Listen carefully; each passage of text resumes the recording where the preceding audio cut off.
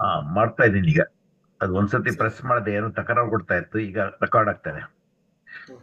ನಾರಾಯಣಂ ನಿಖಿಲ ಪೂರ್ಣ ಗುಣೈಕ ದೇಹಂ ನಿರ್ದೋಷಮಪ್ಯತಮಪ್ಯಖಿಲೈಸು ವಾಕ್ಯೈಃ ಅಸ್ಯೋದ್ಭವಾದಿತಮಶೇಷ ವಿಶೇಷತೋಪಿ ವಂದ್ಯಂ ಸದಾ ಪ್ರಿಯತಮಂ ನಮಸನ್ನಮಾಮಿ. ಕೃಷ್ಣಾಯ ವಾಸುದೇವಾಯ ಹರಯೇ ಪರಮಾತ್ಮನೇ ಪ್ರಣತಃ ಕ್ಲೇಶನಾಶಾಯ ಗೋವಿಂದಾಯ ನಮೋ ನಮಃ. ಅಭ್ರಮಂ ಭಂಗರಹಿತಂ ಅಜಡಂ ವಿಮಲಂ ಸದಾ ಆನಂದತೀರ್ಥಮತುಳಂ ಭಜೆ ತಾಪತ್ರಯಾಪಹಂ. पृथ्वीमण्डलमध्यस्थाः पूर्णबोधमतानुगाः वैष्णवाः विष्णुहृदयाः तान् नमस्ये गुरून् मम. तपस्वाध्यायशुश्रूषा कृष्णपूजा रतं मुनिं विश्वेशम् इष्टदं वन्दे परिव्राट् चक्रवर्तिनम्. ಶ್ರೀಗುರುಭ್ಯೋ ನಮಃ. ಹರಿ ಓಂ. 7ನೇ ಅಧ್ಯಾಯದ 13ನೇ ಶ್ಲೋಕದ ಅರ್ಥ ಆಗಬೇಕು, ಹೌದಾ?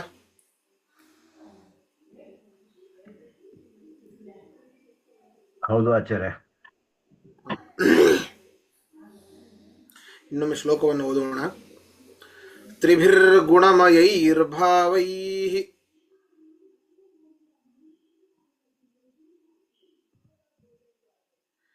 ಏಭಿಃ ಸರ್ವಮಿದಂ ಜಗತ್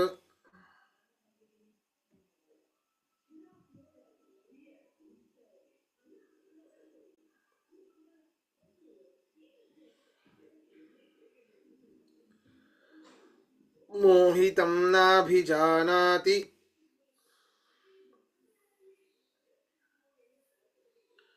ಮಾಮೇಭ್ಯಃ ಪರಮವ್ಯಯಂ.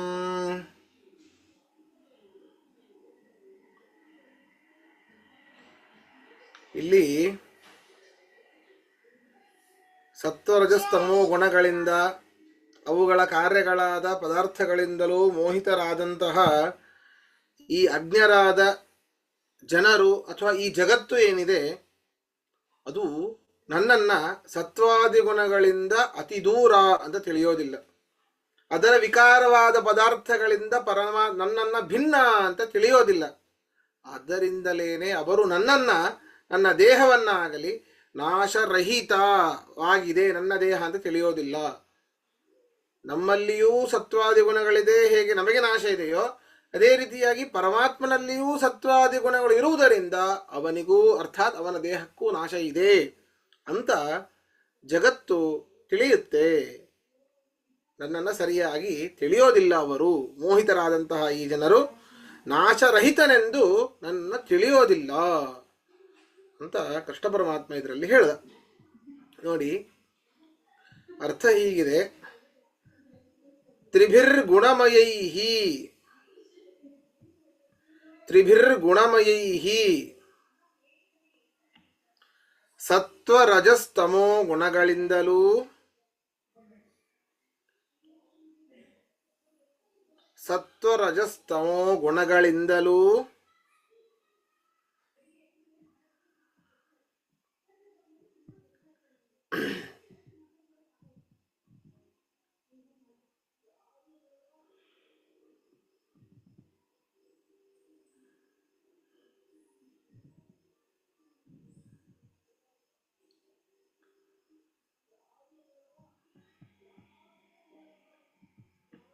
ಏಭಿಹಿ ಪ್ರಮಾಣಸಿದ್ಧವಾದ, ಏಭಿಹಿ ಪ್ರಮಾಣಸಿದ್ಧವಾದ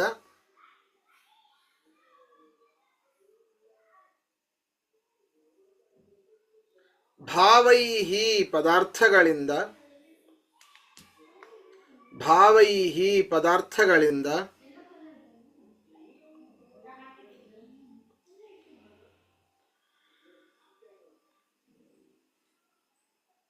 ಮೋಹಿತಂ, ಮೋಹಿತಂ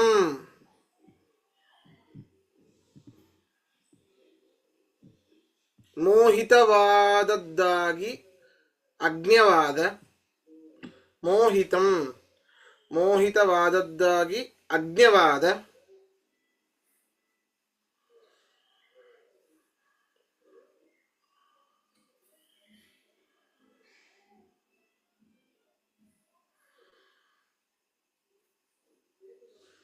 ಇದಂ ಸರ್ವಂ ಜಗತ್, ಇದಂ ಸರ್ವಂ ಜಗತ್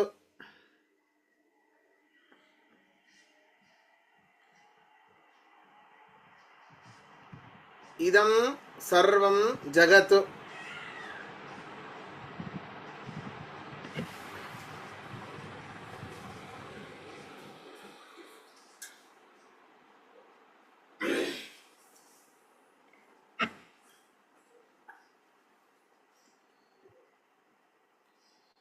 ಇದಂ ಸರ್ವಂ ಜಗತ್, ಈ ಎಲ್ಲಾ ಜಗತ್ತು, ಈ ಎಲ್ಲಾ ಜಗತ್ತು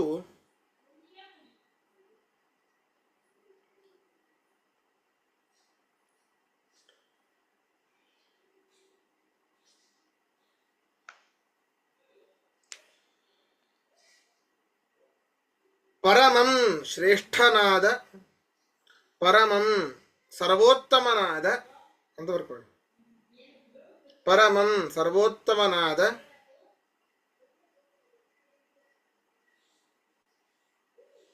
ಅವ್ಯಯಂ ನಾಶರಹಿತನಾದ, ಅವ್ಯಯಂ ನಾಶರಹಿತನಾದ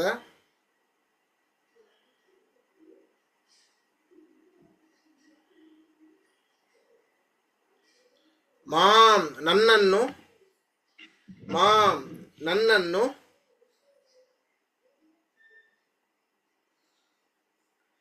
ಏಭ್ಯಃ, ಏಭ್ಯಃ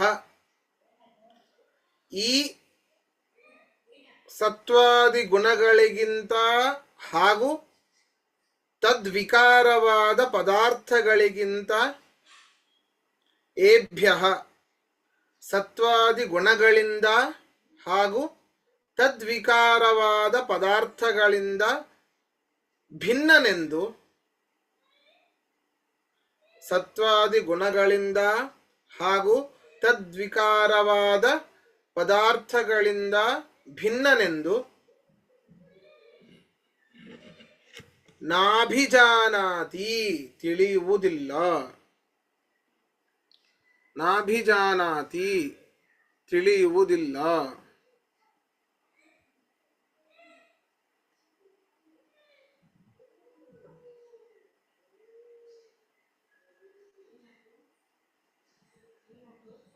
ಪ್ರಶ್ನೆ ಇದ್ರೆ ಕೇಳಿ.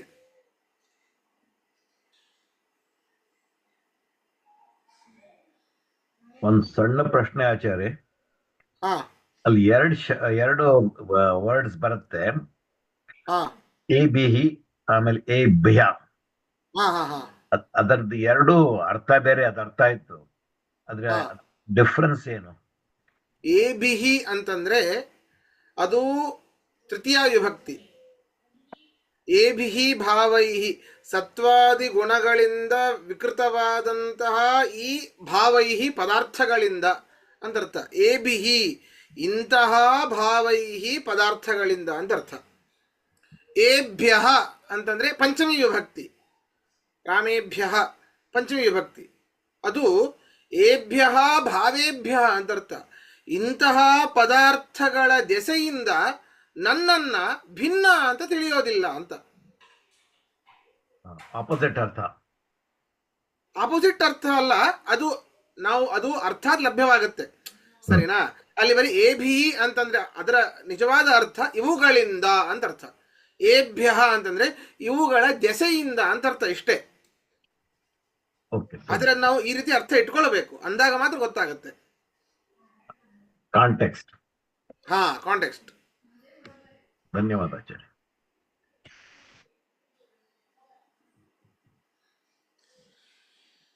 ಹಾಗಾದ್ರೆ ಅಲ್ಲ, ಪರಮಾತ್ಮ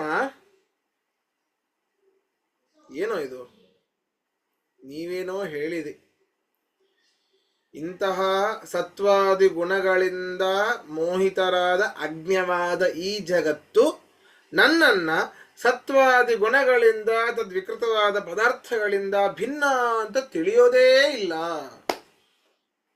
ನಾಶರಹಿತ ಅಂತ ಅವ್ರು ತಿಳಿಲಿಕ್ಕೆ ಸಾಧ್ಯವೇ ಇಲ್ಲ ಅಂತ ಹೇಳಿದೆ. ಹಾಗಾದ್ರೆ ಹೇಗೋ ಯಥಾರ್ಥ ಜ್ಞಾನ ಬಂದಾಗ ಮಾತ್ರ ಪರಮಾತ್ಮನ ನಿಜವಾದ ನಿಜ ಸ್ವರೂಪ ಜ್ಞಾನ ಬಂದಾಗ ಮಾತ್ರ ಮೋಕ್ಷ. ಹಾಗೆ ನಮ್ಮೆಲ್ಲ ಶರೀರದಲ್ಲಿ ನಾವೆಲ್ಲ ಸತ್ವಾದಿ ಗುಣಗಳಿಂದಲೇನೆ ಸೃಷ್ಟರಾದವರು, ಪರಮಾತ್ಮ ತಿಳಿಯೋದು ಹೇಗೆ ಅಂತಂದ್ರೆ ಅದಕ್ಕೆ ಕೃಷ್ಣ ಪರಮಾತ್ಮ ಹೇಳ್ತಾ ಇದ್ದಾನೆ ಇದರಲ್ಲಿ.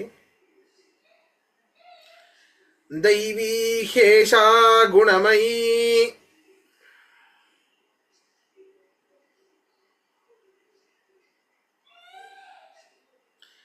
ಮಮ ಮಾಯಾ ದುರತ್ಯಯ.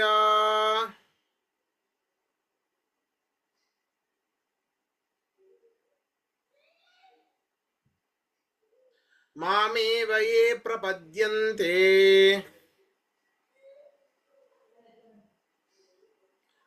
ಮಾಯಾಮೇತಾಂ ತರಂತಿ ತೇ.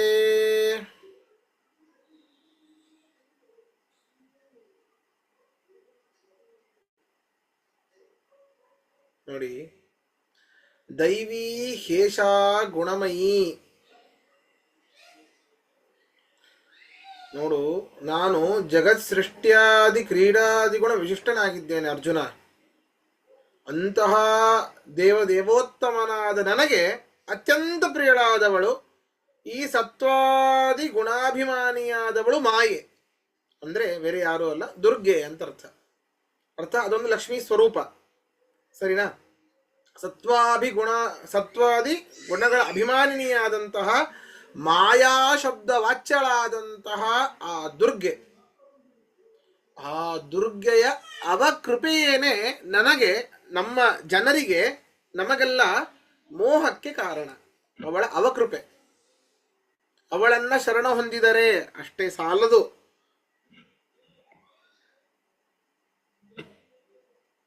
ಅವಳನ್ನ ಶರಣು ಹೊಂದೋದಲ್ಲ, ಅದಕ್ಕಿಂತ ಮುಂಚೆ ನನ್ನನ್ನೂ ಶರಣವನ್ನು ಹೊಂದಬೇಕು. ಮೊದಲು ನನಗೆ ಶರಣವನ್ನು ಹೊಂದಬೇಕು, ಶರಣಾಗತರಾಗಬೇಕು ನನಗೆ. ಮಾಮೇವ ಯೇ ಪ್ರಪದ್ಯಂತೆ, ವಿಚಾರ ಮಾಡಿ. ಮಮ ಮಾಯಾ ದುರತ್ಯಯ. ಮಮ ಮಾಯಾ, ನನಗೆ ನೋಡಿ ಮಮಕಾರ ಬಂದಿದೆ ಪರಮಾತ್ಮನಿಗೆ. ಅಂದ್ರೆ ಅಷ್ಟು ಪ್ರಿಯಳು ಅಂತ ಆ ದುರ್ಗಾ ಸ್ವರೂಪದಲ್ಲಿರುವಂಥ ಲಕ್ಷ್ಮೀದೇವಿ ಪರಮಾತ್ಮನಿಗೆ ಅಷ್ಟ ಪ್ರಿಯಳು. ಆ ಮಾಯೆಯ, ಮಾಯಾ ಶಬ್ದ ವಾಚ್ಯಳಾದ ದುರ್ಗಾದೇವಿಯ ಮಾಯೆ, ಅವಳ ಮೋಹ ಅಂತ ಏನಿದೆ, ಆ ಮೋಹವನ್ನ ದುರತ್ಯಯ, ಯಾರಿಂದಲೂ ಕೂಡ ದಾಟ್ಲಿಕ್ಕೆ ಸಾಧ್ಯವೇ ಇಲ್ಲ, ಯಾರಿಂದಲೂ ಸಾಧ್ಯ ಇಲ್ಲ. ಆದರೆ ಸಾಧ್ಯ ಇದೆ. ಯಾರು? ಮಾಮೇವ ಯೇ ಪ್ರಪದ್ಯಂತೆ. ಯೇ ಮಾಮೇವ ಪ್ರಪದ್ಯಂತೆ. ಪರಮಾತ್ಮ ನೀನೇ ಒಬ್ಬನೇ ನಮ್ಮನ್ನು ಉದ್ಧಾರ ಮಾಡುವವನು ಅಂತ ಯಾರು ನನಗೆ ಶರಣು ಹೋಗ್ತಾರೋ, ಏತಾಂ ಮಾಯಾಂ ತೇ ತರಂತಿ. ಇಂತಹ ಮಾಯೆಯನ್ನ ನನಗೆ ಶರಣು ಹೋದವರು ದಾಟಬಹುದು, ದಾಟುವವರು. ತರಂತಿ, ದಾಟುತ್ತಾರೆ. ಕೆಲವರು ಮಾತ್ರ ನನ್ನನ್ನ ಶರಣು ಯಾರು ಹೊಂದುತ್ತಾರೋ ಅವರು ಮಾತ್ರ ಈ ಮಾಯೆ ಅರ್ಥಾತ್ ಮೋಹ ಅದನ್ನ ದಾಟುತ್ತಾರೆ. ಈಗೆಲ್ಲ ನಾವು ಶುಕ್ರವಾರ ಅಂತ ಹೇಳಿ ಬರೀ ಲಕ್ಷ್ಮೀ ಫೋಟೋ ಇಟ್ಟು ಪೂಜೆ ಮಾಡ್ತಾ ಇರ್ತೇವೆ. ಏನೂ ಬರೋದಿಲ್ಲ, ಎಲ್ಲವೂ ದಂಡ, ನೀರಲ್ಲಿ ಹೋಮ. ಬರೀ ಲಕ್ಷ್ಮೀ ಪೂಜೆ ಮಾಡಿದರೆ ಮೊದಲಿಗೆ ನಾರಾಯಣ ಪೂಜೆ, ತದನಂತರ ಲಕ್ಷ್ಮೀ ಪೂಜೆ. ಒಡೆಯನಿದ್ದಲ್ಲಿಗೆ ಮಡದಿ ಬರುವುದು, ರೂಢಿಗುಚಿತವಿದು ನಡೆ ನಮ್ಮ ಮನೆಗೆ. ಒಡೆಯನಿದ್ದಲ್ಲಿಗೆ ಮಡದಿ ಬರುವಳು. ಧನದ ಅಪೇಕ್ಷೆಗೋಸ್ಕರ ಶುಕ್ರವಾರ ವಿಜೃಂಭಣೆಯಿಂದ ಮಾಡ್ತಾ ಇರ್ತೀವಿ, ಇರ್ಲಿ, ತೊಂದರೆ ಇಲ್ಲ. ಧರ್ಮಕ್ಕೋಸ್ಕರವಾಗಿ ಧನ ಬೇಕು, ಇರ್ಲಿ. ಒಡೆಯನ ಪೂಜೆ ಮುಖ್ಯ. ನೀವು ಒಡೆಯನ ಪೂಜೆ ಮಾಡಿ ಲಕ್ಷ್ಮೀ ಪೂಜೆಯನ್ನ ನೀವು ಅವಳಿಗೆ ಆಹ್ವಾನ ಕೊಡೋದೇ ಬೇಡ, ಅವಳಾಗೆ ಬಂದ್ಬಿಡ್ತಾಳೆ. ಈ ರೀತಿ ಮೊದಲು ಪರಮಾತ್ಮನಿಗೆ ಶರಣಾಗತರಾಗಬೇಕು. ನಾವು ಪರಮಾತ್ಮನಲ್ಲಿ ನಾವು ಶರಣನ್ನು ಹೊಂದಿದರೆ ತದನಂತರ ಲಕ್ಷ್ಮಿಯೂ ಕೂಡ, ಅರ್ಥ ಲಕ್ಷ್ಮೀ ಸ್ವರೂಪಳಾದ ದುರ್ಗೆಯೂ ಕೂಡ ನಮ್ಮಲ್ಲಿ ವಿಶೇಷವಾದ ಅನುಗ್ರಹವನ್ನ ಮಾಡಿ ತನ್ನ ಧರ್ಮಪತಿಯಾದ ಸದಾಕಾಲ ಜೊತೆಗಿರುವಂತಹ ಆ ನಾರಾಯಣನಿಗೆ ಹೇಳ್ತಾಳೆ, ನನಗೆ ಶರಣು ಹೋಗಿದ್ದಾನೆ, ನಿಮಗೆ ಶರಣು ಹೋಗಿದ್ದಾನೆ ಈ ಭಕ್ತ, ದಯವಿಟ್ಟು ನನ್ನ ಮಾಯೆಯಿಂದ ಇವನನ್ನು ದೂರ ಮಾಡಿ. ಅವಳಿಗೂ ಇಲ್ಲ ರೀ, ಪರಮಾತ್ಮನ ಅನುಗ್ರಹವೇನೇ ಬೇಕು. ಹೇಳಬಹುದು ಅಷ್ಟೇ, ಇನ್ಫ್ಲುಯೆನ್ಸ್ ಮಾಡಬಹುದು, ಒಪ್ಕೊಳ್ಳೋದು ಮಾತ್ರ ನಾರಾಯಣನ ಒಪ್ಕೊಳ್ಬೇಕು. ಆದರೆ ಲಕ್ಷ್ಮೀದೇವಿ ಇನ್ಫ್ಲುಯೆನ್ಸ್ ಮಾಡಿದರೆ ಮುಗಿದೋಯ್ತು. ವಾಯುದೇವರು ಮಾಡಿದ್ರೇ ಪರಮಾತ್ಮ ಕೇಳ್ತಾನೆ, ಲಕ್ಷ್ಮೀದೇವಿ ಕೇಳಬೇಕಾ? ಆದ್ದರಿಂದ ಮಾಮೇವ ಯೇ ಪ್ರಪದ್ಯಂತೆ ಮಾಯಾಮೇತಾಂ ತರಂತಿತೆ. ಎಷ್ಟು ನೋಡಿ, ಮಮ ಮಾಯಾ ದುರತ್ಯಯ, ನನ್ನ ಮಾಯನ ದಾಟ್ಲಿಕ್ಕೆ ಆಗೋದೇ ಇಲ್ಲ ಅಂತ ಹೇಳಿ ಗಾಬರಿ ಆಗಬೇಡಿ, ನನ್ನನ್ನ ಶರಣ ಹೊಂದಿ, ನಾನು ಈ ಮಾಯೆಯಿಂದ ದಾಟಿಸ್ತೇನೆ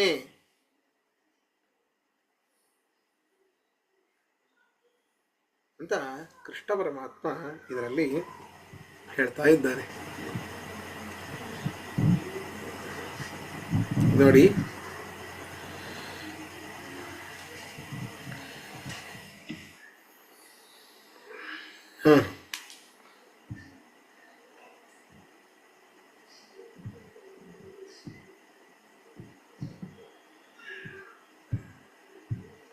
ಅರ್ಥ ಬರ್ಕೊಳ್ಳಿ.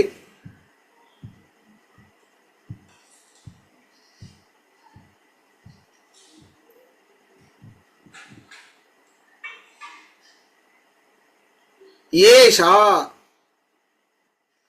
ಏಷ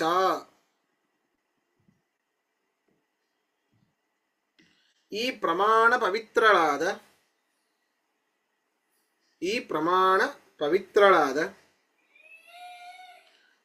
ಗುಣಮಯೀ ಸತ್ವಾದಿ ಗುಣಾತ್ಮಕಳಾದ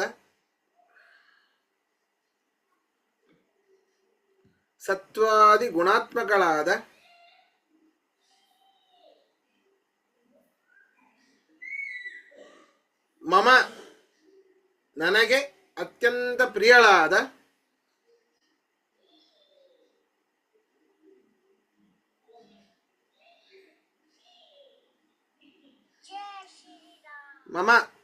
ಅತ್ಯಂತ ಪ್ರಿಯಳಾದ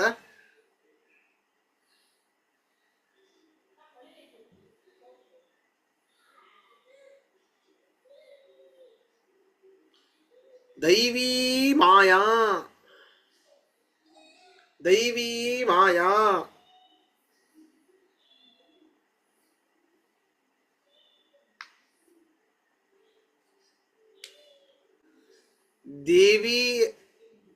ಮಾಯಾ ಶಬ್ದ ವಾಚ್ಯಳಾದ ದುರ್ಗಾದೇವಿಯು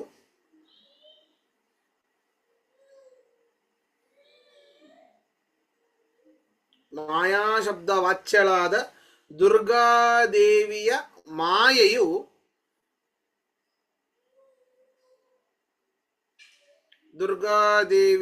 ದೇವಿಯ ಮಾಯೆಯನ್ನು ಮಾಯಾಶಬ್ದ ವಾಚ್ಯಳಾದ ದುರ್ಗಾದೇವಿಯ ಮಾಯೆಯನ್ನು ದುರತ್ಯಯ ದಾಟಲು ಅಸಾಧ್ಯ.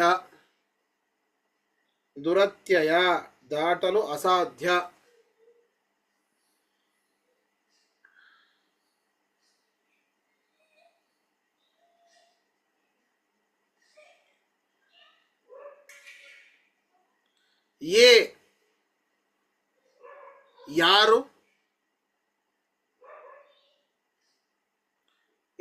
ಯಾವ ಜನರು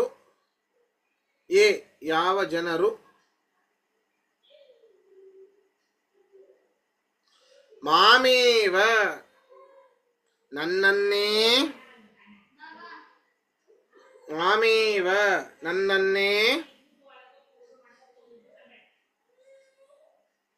ಪ್ರಪದ್ಯಂತೆ ಶರಣು ಹೊಂದುವರೋ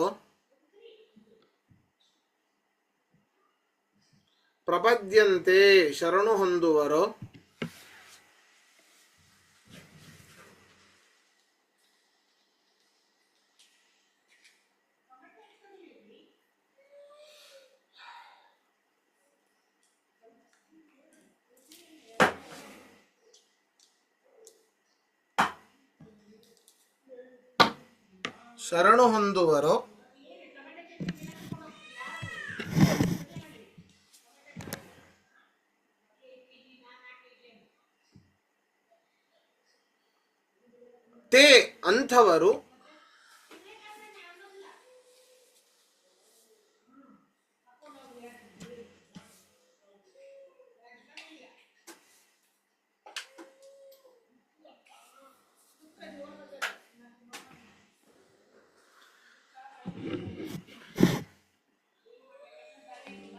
ತೇ ಅಂಥವರು ಏತಾಂ ಮಾಯಾಂ ಈ ಮಾಯೆಯನ್ನು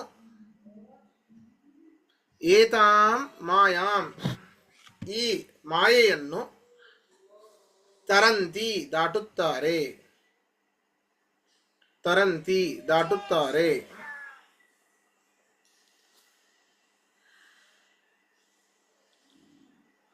ಪ್ರಶ್ನೆ ಇದ್ರೆ ಕೇಳಿ.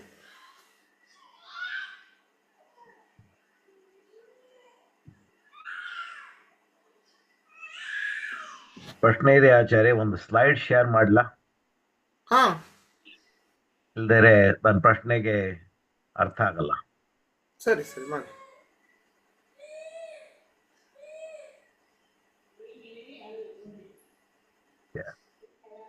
ಕಾಣ್ತಿದ? Double click to okay. ಹಾ ಕಾಣಿಸ್ತಿದೆ.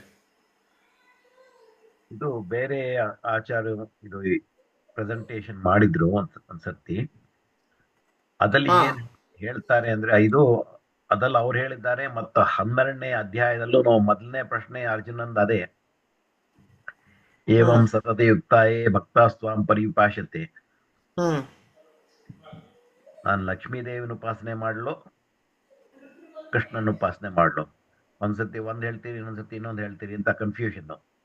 ಹ್ಮ್ ನಮ್ಮ ಆಚಾರ್ಯ ಏನ್ ಹೇಳಿದ್ರು ಅಂದ್ರೆ, ಇನ್ನೊಬ್ರು ಆಚಾರ್ಯ ಇದ್ದಾರೆ, ಅವ್ರೇನ್ ಹೇಳಿದ್ರು ಅಂದ್ರೆ, ಇದು ಮೊದ್ಲು ಅರ್ಥ ಮಾಡ್ಕೋಬೇಕು ತಾರತಮ್ಯ.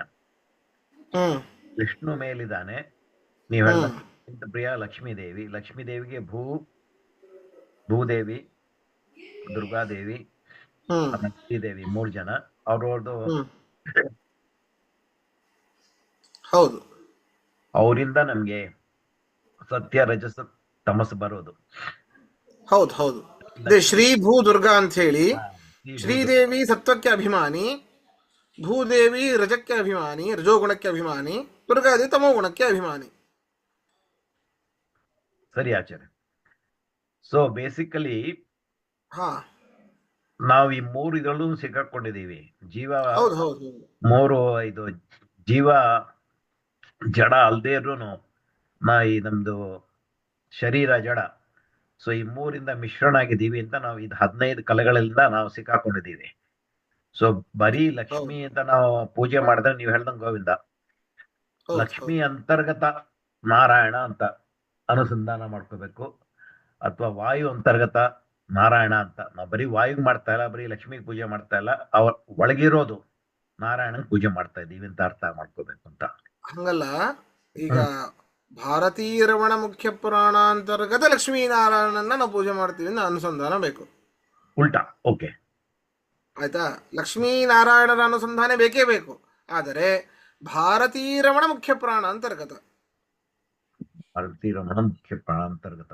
ಓಕೆ. ಲಕ್ಷ್ಮೀನಾರಾಯಣ ಪ್ರೇರಣೆಯ ಪ್ರೀತ್ಯರ್ಥಂ ಯಥಾಶಕ್ತಿ ಪೂರ್ವೋಕ್ತ ಕರ್ಮ ಕರಿಷ್ಯೆ ಕಾರಯಿಷ್ಯೆ ಏನೋ ಒಂದು. ಸರಿ ಆಚಾರ್ಯ. ಈ ಸ್ಲೈಡ್ ಅಷ್ಟೇನ್ ಚೆನ್ನಾಗಿಲ್ಲ, ಇನ್ನೊಂದು ಸ್ಲೈಡ್ ಆಮೇಲೆ ಸಿಕ್ಕಿದ್ಮೇಲೆ ಕಳಿಸ್ತೀನಿ. ಅದು ಸೇಮ್ ಪ್ರಶ್ನೆನೆ ಕೇಳುತ್ತೆ. ಇದು ಡಿಸ್ಕಷನ್ ಮೊದಲಾಗಿದೆ, ಅದನ್ನ ನೀವು ಹೇಳಿದ ಅರ್ಥ ಆಯ್ತು. ಧನ್ಯವಾದ. ಇದನ್ನ ಅನ್ಶೇರ್ ಮಾಡ್ಬೇಕು. Stop share. ಮತ್ತೆ ಯಾರಿಗೂ ಪ್ರಶ್ನೆ ಎಲ್ಲ ಮುಂದೆ ಹೋಗಬಹುದಲ್ಲ? ಹೋಗ್ಬೋದು.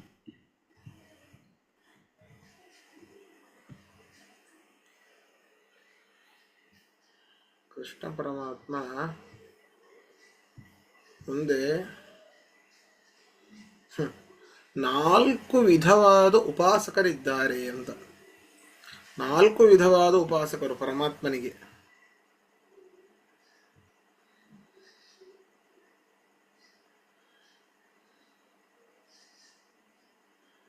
ಯಾರ್ಯಾರು ಅಂತ ಹೇಳ್ತಾ ಇದ್ದಾನೆ. ಚತುರ್ವಿಧ ಭಜಂತೆ ಮಾಂ ಜನಾ ಸುಕೃತಿನೋರ್ಜುನ ಆರ್ತೋ ಜಿಜ್ಞಾಸುರಾರ್ಥಾರ್ಥಿ. ಆಚಾರ್ಯ 15ನೇ ಶ್ಲೋಕ ಹೇಳಿದ್ರು. ಆಚಾರ್ಯ 15 16 ಹೊರಟೋದ್ರಿ. ಹೌದಾ? ಓ ಸರಿ, 15 ಇದೆ. ಸರಿ ಸರಿ ಸರಿ.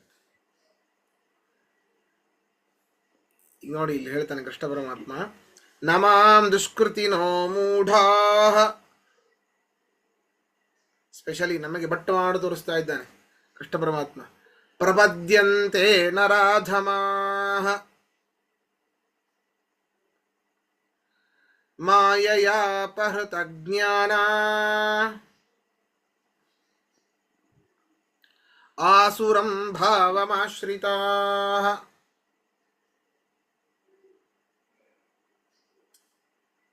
ಪಾಪ ಸ್ವಭಾವದವರು ಅಂತ ನಾವೆಲ್ಲ ಏನಿದ್ದೀವಿ, ಅವಿವೇಕಿಗಳು ಆದ ಅತ್ಯಂತ ನರಾಧಮರು ಅಂತ ಏನಿದ್ದೀವಿ, ಅವರು ತತ್ವಜ್ಞಾನ ರಹಿತರು.